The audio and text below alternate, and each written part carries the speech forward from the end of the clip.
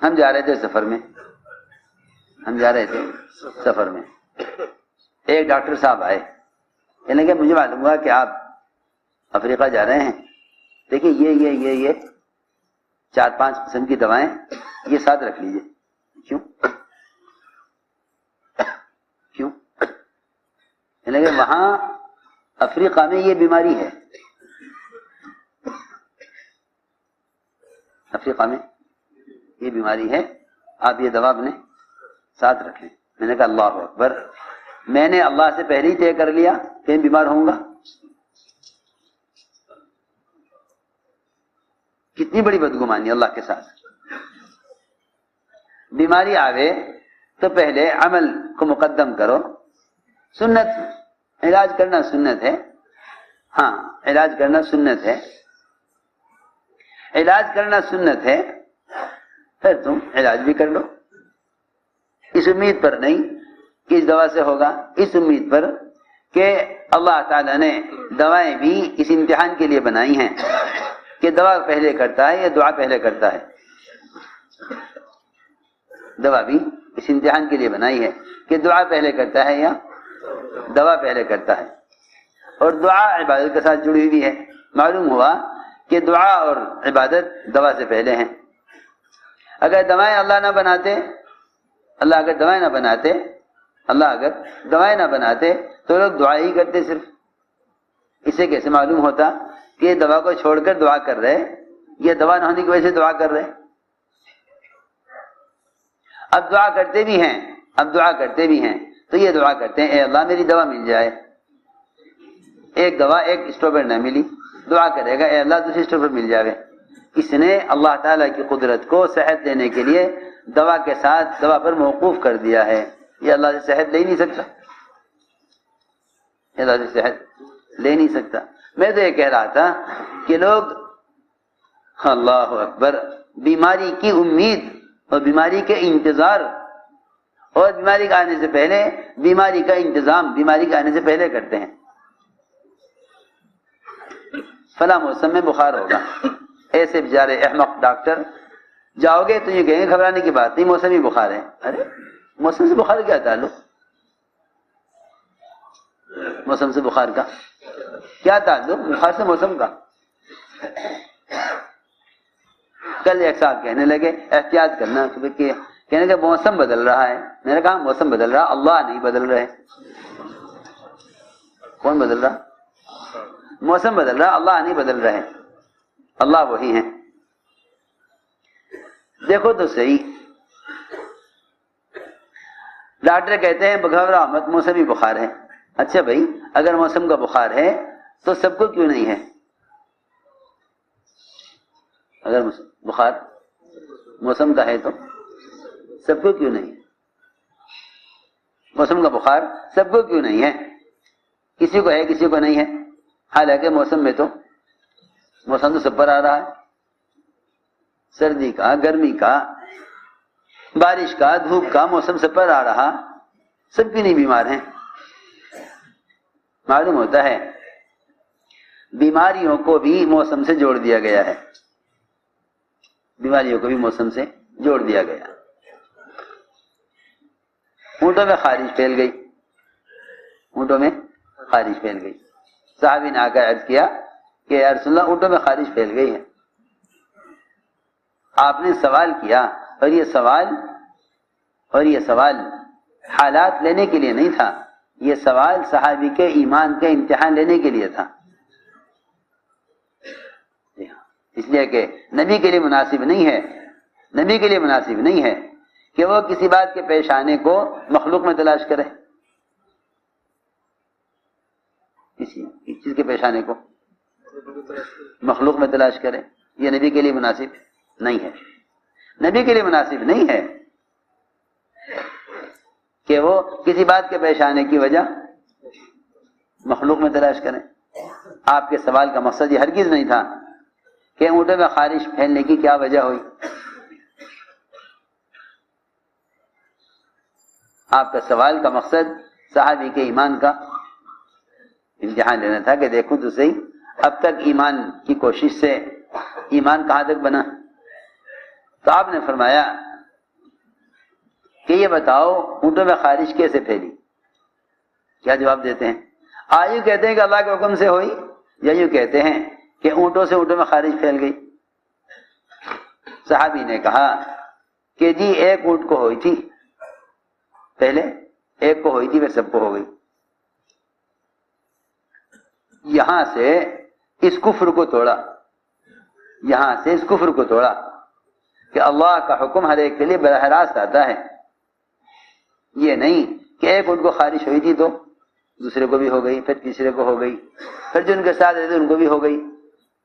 دیکھو تو صحیح، اس کا مطلب یہ ہے کہ نظام کائنات سے چل رہا ہے، کائنات سے چل رہا ہے، بس اسی کا نام دہریت ہے۔ آپ نے فوراً اصلاح فرمائی، فرمایا نہیں، یہ بتاؤ اگر اونٹوں سے خارج اونٹوں میں پھیلی ہے تو پہلے اونٹ کو کہاں سے ہوئی؟ پہلے اونٹ کو، اگر تمہارے نزدیک پہلے اونٹ کو ہونا ناممکن ہے اللہ کے امر کے بغیر، تو پھر خدا کی قسم اس طرح ایک اونٹ سے دوسرے اونٹ کو ہونا بھی ناممکن ہے اللہ کے امر کے بغیر۔ یہ آسان بات ہے۔ اگر ایک اونٹ سارے اونٹوں میں خارج کے بغیر خارج کا پھیلنا ناممکن ہے تو پھر یہ بھی ناممکن ہے، یہ بھی ناممکن ہے کہ اللہ نے تو ایک کے لیے حکم دیا تھا وہ سب کو ہو گئی۔ کسی آسان بات ہے۔ آپ صلی اللہ علیہ وسلم نے فوراً اصلاح فرمائی کہ نہیں، غلط کہتے ہو تم، یہ غلط کہتے ہو، یہ تم غلط کہتے ہو کہ ایک اونٹ کو خارش ہوئی تھی سب کو ہو گئی۔ دوستو عزیزو، اس لیے کہہ رہا ہوں کہ ہماری اجتماعی امت اجتماعی طور پر اس وقت جتنے مصائب کا شکار ہے، وہ تو جو شخص اپنے برے حالات کو اللہ کی طرف منسوب نہیں کرتا، وہ اپنے حالات کی درستگی کی طرف بھی اللہ کی طرف متوجہ نہیں ہوتا۔ جو حالات کے بگاڑ کو اللہ کی طرف منسوب نہیں کرے گا، وہ حالات کی اصلاح کے لیے بھی اللہ کی طرف رجوع نہیں کرے گا۔ جو حالات کے بگاڑ کو اللہ کی طرف منسوب نہیں کرے گا، وہ حالات ٹھیک کرنے کے لیے بھی اللہ کی طرف نہیں آئے گا۔ وہ سارے حالات کی درستگی کائنات میں تلاش کرتا رہے گا۔ جب نقصان کو مخلوق سے جوڑے گا تو پھر نفع کوئی مخلوق سے جوڑے گا۔ حالانکہ ایک مشرک سے فرمایا حضور اکرم صلی اللہ علیہ وسلم نے ایک مشرک سے کہ تیرے مال میں، تیرے کاروبار میں، تیری جان میں کوئی نقصان ہو جاوے تو اس نقصان کی تلافی کس سے کراتا ہے؟ اس نے کہا مشرک نے، وہ ایک اکیلا اللہ جو آسمانوں میں ہے، وہ ایک اکیلا اللہ جو آسمانوں میں ہے۔ میرے دوستو عزیزو، اس لیے ہم نے عرض کیا کہ حضور اکرم صلی اللہ علیہ وسلم نے صحابہ کو ایمان کی تعلیم دی ہے، صحابہ کو ایمان کی تعلیم دی ہے، صحابہ کو ایمان کی تعلیم دی ہے۔ اور ایمان کے علم سے سکھلایا ہے، ایمان کے علم سے سکھلایا۔ اس لیے ہر جگہ ایمان ملے گا، ہر جگہ ایمان ملے گا، ہر جگہ ایمان ملے گا۔ کوئی بھی شعبہ دین کا ایمان سے خالی نہیں ہے۔ آپ احادیث میں غور کریں، ایمان کی علامتیں احادیث میں غور کریں تو دین کا کوئی شعبہ ایمان سے خالی نہیں ملے گا۔ سب سے پہلا حکم، سب سے پہلا فریضہ نماز، سب سے پہلا فریضہ نماز۔ اللہ کی شان، قرآن میں نماز کو بھی ایمان کہا، ما کان اللہ لیضیع ایمانکم۔ یہاں ایمان کو نماز، یہاں نماز کو ایمان کہہ رہے ہیں، یہاں نماز کو ایمان کہہ رہے ہیں، کیونکہ ایمان والے وہ لوگ ہیں، ایمان والے وہ لوگ ہیں کہ جب انہیں کوئی حکم دیا جاتا ہے، جب انہیں کوئی اگلا حکم، ایمان والے وہی لوگ ہیں جب انہیں کوئی اگلا حکم دیا جاتا ہے تو وہ اگلے حکم سے اختلاف نہیں کرتے۔ ارے سنو تو صحیح، ایمان والے وہی لوگ ہیں کہ جب انہیں کوئی حکم دیا جاتا ہے، کوئی نیا حکم دیا جاتا ہے تو وہ اگلے حکم سے اختلاف نہیں کرتے. ایمان والے وہی لوگ ہیں کہ جب انہیں کوئی حکم دیا جاتا ہے تو وہ اگلے حکم سے اختلاف اور اگلے حکم سے انکار نہیں کرتے.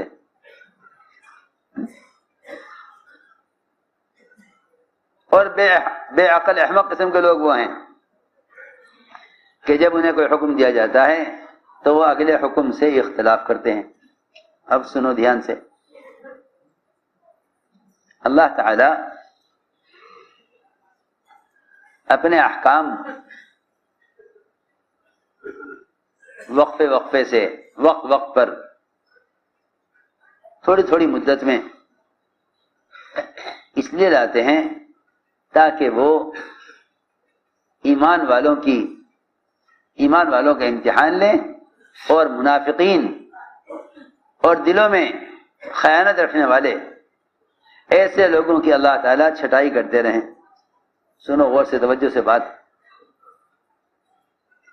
اللہ تعالیٰ سے ہر وقت استقامت کو مانگتے رہنا چاہیے. اللہ سے ہر وقت استقامت کو مانگتے رہنا چاہیے, ورنہ اللہ تعالیٰ کا دستور ہے, یہ اللہ کا یہ دستور ہے, اللہ کا یہ دستور ہے کہ وہ لوگوں کی چھٹائی کرنے کے لیے ایسے احکام لاتے ہیں کہ ماننے والے الگ ہو جائیں, نہ ماننے والے الگ ہو جائیں. سنو توجہ سے بات. اللہ تعالی ماننے والوں کو نہ ماننے والوں سے الگ اور نہ ماننے والوں کو ماننے والوں سے الگ کرنے کے لیے حکم لاتے ہیں, صرف دیکھنے کے لیے کہ کون نبی کی اطاعت کرتا ہے کون نہیں کرتا.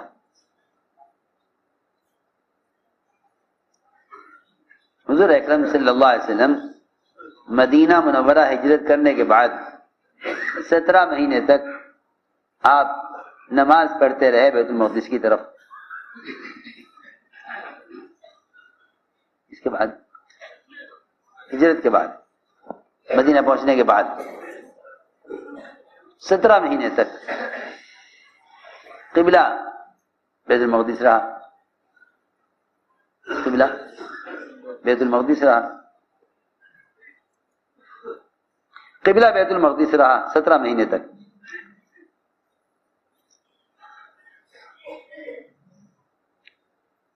ظہر کی نماز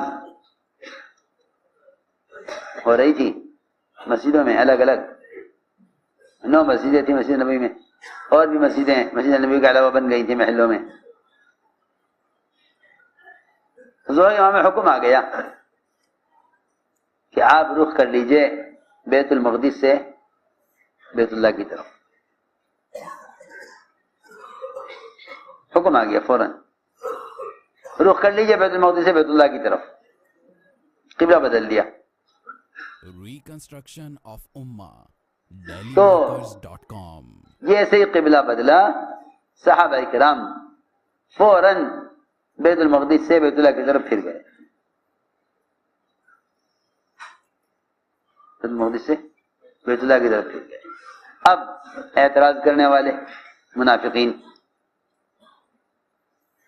اعتراض کرنے والے, ان کا کام یہ تھا کہ وہ مسلمانوں پر تنقید کرتے رہتے تھے, خود تو کچھ کرتے نہیں تھے. اعتراضات کرنے کا مزاج تھا. وہ تلاش میں رہتے تھے کہ کوئی ایسی بات ملے مسلمانوں کی تو اس کو اچھالیں پھیلاویں. منافقین کو موقع مل گیا کہنے کے لو جی ان کا تو کوئی قبلے کا بھی ٹھکانہ نہیں ہے, کبھی ادھر نماز پڑھتے ہیں کبھی ادھر پڑھتے ہیں.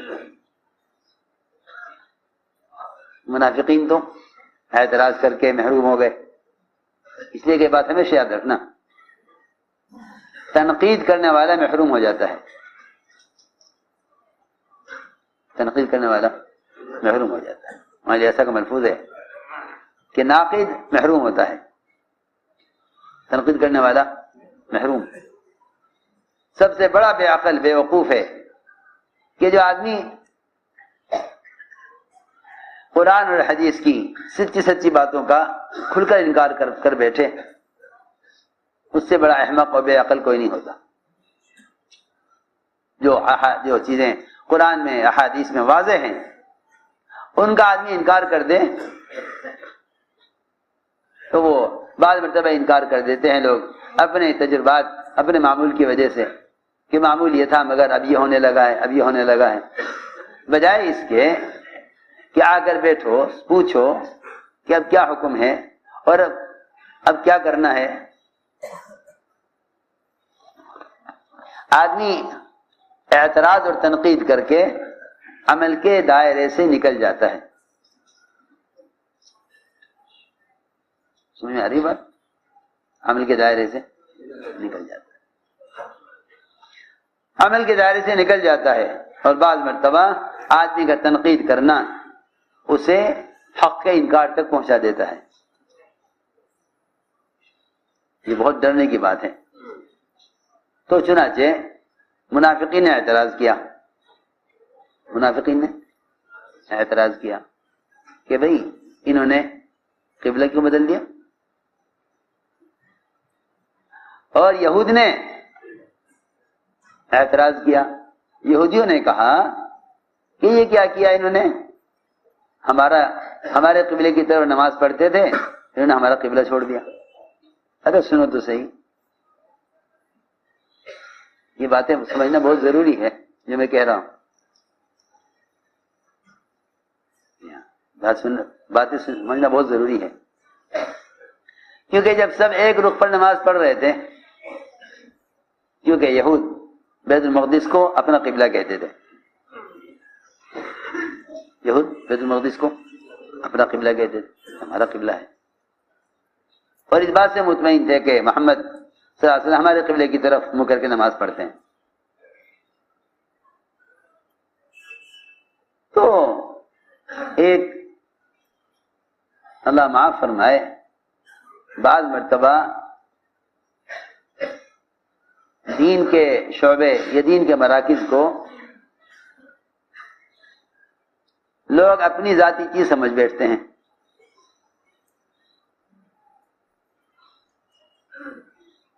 انہیں برداشت نہیں ہوتا کہ بھئی ہماری مسجد ہمارا مرکز، حالانکہ ساری مسجدیں اللہ کی ہیں، ساری مسجدیں اور ساری مسجدیں اللہ کی ہیں، ساری مسجدیں اللہ کی ہیں۔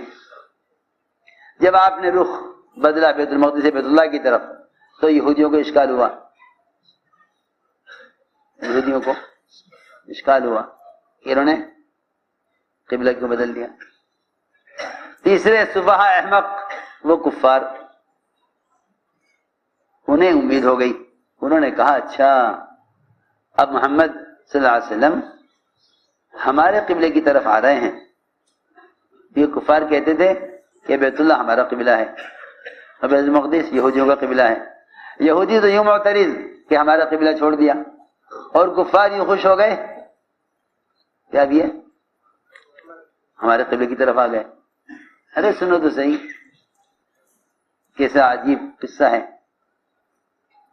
بس میں تم سے یہ کہنا چاہتا ہوں کہ جو لوگ خود اپنی ذات سے حق پر قائم نہیں ہوتے، اپنی ذات سے حق پر قائم نہیں ہوتے، وہ صبح شام اس چکر میں لگے رہتے ہیں کہ کون ہماری طرف ہے، کون ان کی طرف ہے، کون ہماری طرف ہے، کون ان کی طرف ہے، حالانکہ ایک ہی طرف ہے کہ سب اللہ کی طرف، سب اللہ کی طرف۔ تو پھر اللہ، سب اللہ کی طرف، ساری مسجدیں اللہ کے لیے، ساری مسجدیں اللہ کی۔ ایسا پھٹا مسلمان اور ایسی تفریق پڑی مسلمانوں میں کہ انہوں نے اللہ کی مسجدوں کو اپنی مسجدیں بنا لیا، یہ ہماری مسجد، یہ تمہاری مسجد۔ حالانکہ مسجد تو دو حصوں میں تقسیم جب ہو سکتی ہے جب پہلے قبلہ تقسیم ہو۔ میری بات سمجھ میں آ رہی؟ جب قبلہ تقسیم نہیں تو مسجد تقسیم ہو سکتی ہے؟ ہو ہی نہیں سکتی۔ جب قبلہ ایک ہے، ہاں بھائی اس مسجد کا رخ ہوتا دوسری طرف، اس مسجد کا رخ ہوتا قبلے کی طرف، کعبے کی طرف، تب تو کہا جاتا کہ بھئی یہ مسجد ہماری، یہ مسجد ہماری۔ جب ساری مسجدوں کا قبلہ ایک ہے تو پھر مسجد تقسیم ہو سکتی ہے؟ ہو ہی نہیں سکتی۔ وہ تو لوگ کہتے ہیں ہماری مسجد ہے، حالانکہ ساری مسجدیں اللہ کی، ساری مسجدیں ساری مسجدیں اللہ کی. تو کفار نے یہ کہا کہ اب یہ ہمارے قبلے کی طرف آ رہے ہیں، اب یہ تھک گئے کوشش کرتے کرتے، ہاں جی دین کی دعوت دے دیتے تھے، اب یہ تھک گئے ہیں. اب انہوں نے سوچا ہے کہ بھئی چلو نعوذ باللہ نعوذ باللہ ان کافروں کے ساتھ ہی مل جاؤ، اکثریت ان کی ہے. کیونکہ آج کل لوگ یہ سمجھتے ہیں کہ بھئی دیکھو جن کی لاٹھی ان کی بھینس، جن کی لاٹھی ان کی بھینس، کہ بھئی یہ دیکھو اقتدار کس کے ہاتھ میں ہے. اور یہ دیکھنا چاہیے کہ بھئی اکثریت کن کی ہے. نہیں، نبی اس چیز کو نہیں دیکھتے کہ کن کے ہاتھ میں قوت ہے، کن کی اکثریت ہے. نہیں، وہ تو اکیلے ہوں تو بھی اللہ کے امر کو دیکھتے ہیں، ہزار میں ہوں تو بھی اللہ کے امر کو دیکھتے ہیں. یہ کوئی بات نہیں کہ اگر اکثریت کے غلط تو وہ صحیح ہو جائے، اور اگر صحیح کو صحیح کہنے والے تھوڑے ہوں تو وہ غلط ہو جائے. ایسا نہیں ہوتا. دین تو واضح ہے، دین تو واضح ہے، روشن ہے، کھلا ہوا ہے. اکثریت اقلیت سے دین کے حق و ناحق صحیح غلط ہونے کا اقلیت اکثریت سے کوئی تعلق نہیں ہے. تو میں نے عرض کیا کہ اللہ نے انہیں احمق کہا ہے جنہوں نے صحابہ کرام کے آپ کے ساتھ نماز میں گھوم جانے کو پر اعتراض کیا. اللہ نے ان کو احمق کہا، اللہ نے ان کو احمق کہا. کفار، منافقین اور یہود، یہ تین قسم کے لوگ مراد ہیں. اس سے تین قسم کے لوگ مراد ہیں. تو انہوں نے یہ کہا کہ کیونکہ تم نے اپنا قبلہ بدل دیا، لوگوں نے اپنا قبلہ بدل دیا، لہذا اس کا مطلب یہ ہے کہ اب تک تم سب کام غلط کر رہے تھے تو تمہاری پچھلی نمازیں سب ضائع ہو گئیں. اگر قبلہ وہ صحیح تھا تو ادھر کیوں آئے، اور اگر وہ غلط تھا یہ صحیح ہے، پچھلی نمازوں کا اب کیا ہوگا. یہ بات چلائی. ارے سنو تو صحیح، یہ بات چلائی منافقین نے کہ بھئی ان کے اگر قبلہ وہ صحیح تھا تو کیوں بدلا، اور اگر وہ غلط تھا یہ صحیح ہے تو پچھلی نمازوں کا ان کی کیا ہوگا. اس کا اللہ نے جواب دیا جسے میں بتانا چاہتا تھا. اللہ نے اس کا جواب دیا، ما کان اللہ لیضیع ایمانکم، اللہ تمہاری نمازوں کو ضائع نہیں کریں گے. صلاۃ نہیں فرمایا، ایمان فرمایا. کیوں؟ اس لیے کہ ہم نے قبلہ بدلا ہے تمہاری اطاعت کا امتحان لینے کے لیے. قبلہ بدلا ہے اطاعت کا امتحان لینے کے لیے. تم نکلے ایمان والے، تم نکلے ایمان والے کہ تم نے نبی کے ساتھ ساتھ اپنا رخ بدل لیا. اور ہم نے یہ اس لیے کیا تھا تاکہ ہم جان لیں، دیکھ لیں، چھٹائی کر دیں کون آپ کے ساتھ قبلے کی طرف، بیت اللہ کی طرف پھر جاتا ہے اور کون اپنی ایڑیوں کے بل پلٹ جاتا ہے اور نبی کے طریقے سے اور نبی کی اطاعت سے انکار کر دیتا ہے. یہ تھی بات. تو میں نے یہ کہا کہ یہاں اللہ نے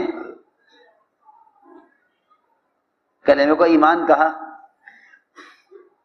کلمے کو ایمان کہا، اور نماز کو بھی ایمان کہا، نماز کو بھی ایمان کہا. ما کان اللہ لیضیع ایمانکم، اللہ تمہاری نمازوں کو ضائع کرنے والے نہیں ہیں. میں عرض کر رہا تھا کہ ایمان کو عبادات میں بھی دیکھو، ایمان کے عبادات میں بھی دیکھو.